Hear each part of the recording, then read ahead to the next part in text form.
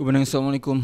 What is up guys, welcome back channel Yusuf Simbang Kari. Finally kita dapat nampak result yang diinginkan oleh Liverpool setelah 4 game kalah betul-betul 5-1. And kemenangan sangat penting untuk Liverpool, especially kalau kau tengok trajectory diorang season ni. Start off really well, beat potential champions Arsenal itu. Dan nampak macam tak boleh nak compete lah. Almost perfect team. Aku tengok dia punya defense complete, dari segi depth, midfield, attack. But apa punca no start slowly berudum dan jatuh one by one sampai 4 game betul-betul. And against team-team yang unexpected pula, Chelsea, Manchester United. Tapi aku rasa kekalahan dekat Manchester United ni adalah kekalahan yang paling penting. Sebab nampak gila game ni. Lepas dalam kosik sebiji tu, yang mana sebelum shout out dekat gol Frankfurt style gak, sebelum diorang concede, aku rasa mindset diorang still tak on point lagi. Sebab lepas je diorang concede, the relentless of Liverpool yang kita nampak sebelum-sebelum ni kita nampak balik. And ini yang membuatkan tim-tim takut dengan Liverpool, dan spark ni yang hilang. And aku kena bagi shout out dekat Slot.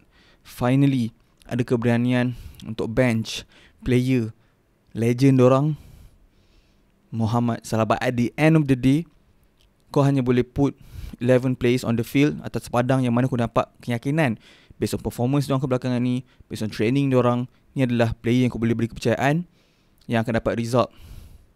And ada orang akan rasa risau, what's the point menang pun, kita tak akan go jauh pun dalam Champions League kalau kita punya form kekal macam ni dari segi injury dan keyakinan dan sebagainya. Guys, last season PSG punya league fasa pun teruk gila, tak diorang menang.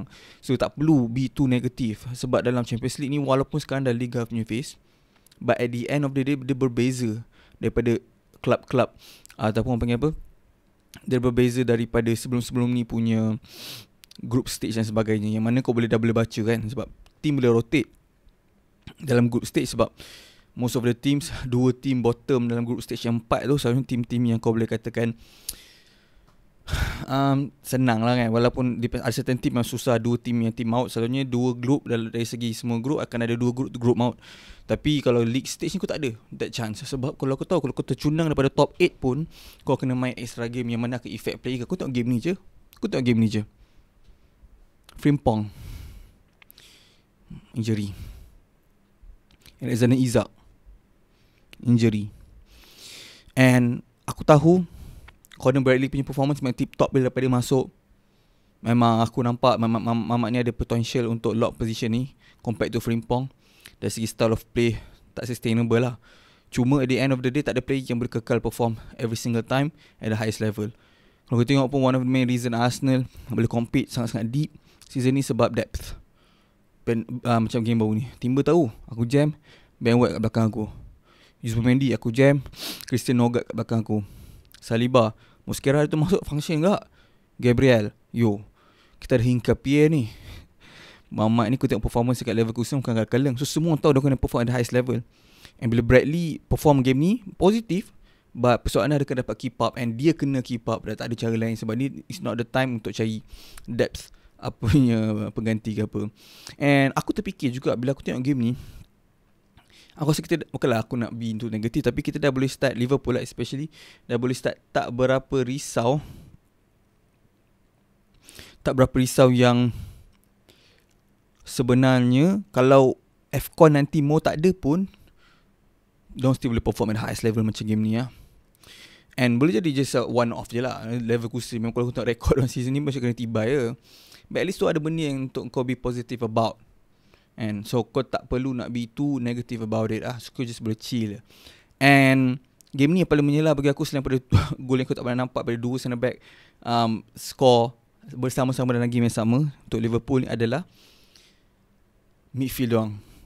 Jones, game ni kalau dia boleh improve dia punya passing, jadi sign trend sikit je, dia boleh semain position dia. Serius aku cakap. Sebab Jones literally jantung Liverpool dalam game ni. Up and down, relentless, sentiasa mencuba untuk create chance. And aku suka gila tengok combination dia dengan Sobo punya gol jangan cakap lah, tu memang Thiago dulu. But combination of dia dengan Sobo memang membuatkan midfield Liverpool ni susah untuk kau lepas. Sebab dua-dua ni super ball winning punya capability. And itu yang mahal sebenarnya. And Wirtz finally. Takkan dah player yang perform gila kau kat Leverkusen flop macam tu je. And kita dah nampak dah finally ada goal, apa contribution. And kita dah start nampak Mamat ni mungkin dah start perform. But jangan be too happy lah dadak Liverpool. Sebab kalau kau ingat game hari tu, game pemula, game Atletico kot tak salah aku, mula-mula game Champions League Diorang pun perform kan, Wirtz pun perform. Tapi game bila masuk Premier League je, dia punya there's levels to this kan. So dia dah tak sama.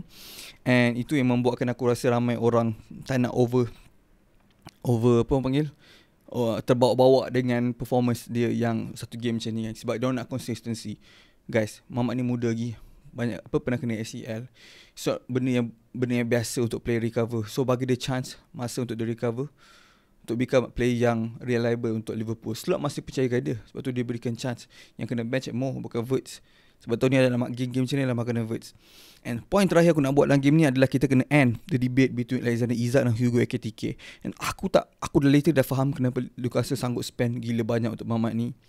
Goal tak celebrate. Bro, Mamat ni, Hugo Ekitike, remember the name. Orang semua go for Omar Marmoush. Tapi Ekitike so far aku still tak boleh brain. Sebab masa dia pergi PSG mula-mula, memang dia muda lagi. And dia ada one of the player yang memang orang letak dekat ceiling yang tinggi lah untuk potential dia kan. Tapi aku tak expect dia macam ni sekali tu, Hugo Ekitike ni. Dia adalah pure striker, tapi dia cara permainan dia macam kelincahan midfielder tu. And dia ada vibe Isak masa Isak kat Newcastle. Cuma kita tak tahu kenapa Isak tak boleh lagi cement position dia dalam team. Yang injury lagi potential. Orang akan cakap sebab dia tak fully fit. Sepatutnya dia main juga. Nampak apa dia kat diri dia kan. Aku tak makan sangat benda tu. Sebab walaupun aku rasa dia tak train with the team, tapi dia still akan train sendirinya kan. And at the same time, dia pun tahu this is a World Cup year. And at the same time, bila fikir balik, dah lama dah dia dekat Liverpool. Kita tak sampai expect dia terus jadi Haaland pun. But at least boleh compete dengan numbers Gyökeres 3-4 gol. And itu yang buatkan aku rasa ramai fans Liverpool kecewa. Sebab potential team ni sangat besar. Dia ingatkan aku bersama Darwin Núñez. Semua aku cakap Núñez kalau dah start konsisten akan meletup. Tapi tak meletup-meletup sampai dia caw kehilalan. So risau benda yang sama berulang kembali. Walaupun aku rasa dia akan start perform nanti, at least masa zaman AFCON nanti. Sebab dia akan main dengan team yang mana dia ada partner yang akan contribute, iaitu player yang main belakangan akan affect the game juga. Bukan hanya macam Salah, mana role dia adalah untuk perform bila perlu. Bukan perform bila perlu, lebih kepada moment player. Yang penting moment player, cuma dia role berbeza. And Isak perlukan that support system. Macam mana dia dapat pada Gordon, macam mana dia dapat pada Jacob Murphy dekat Newcastle. Itu bukan kebetulan semua main peranan.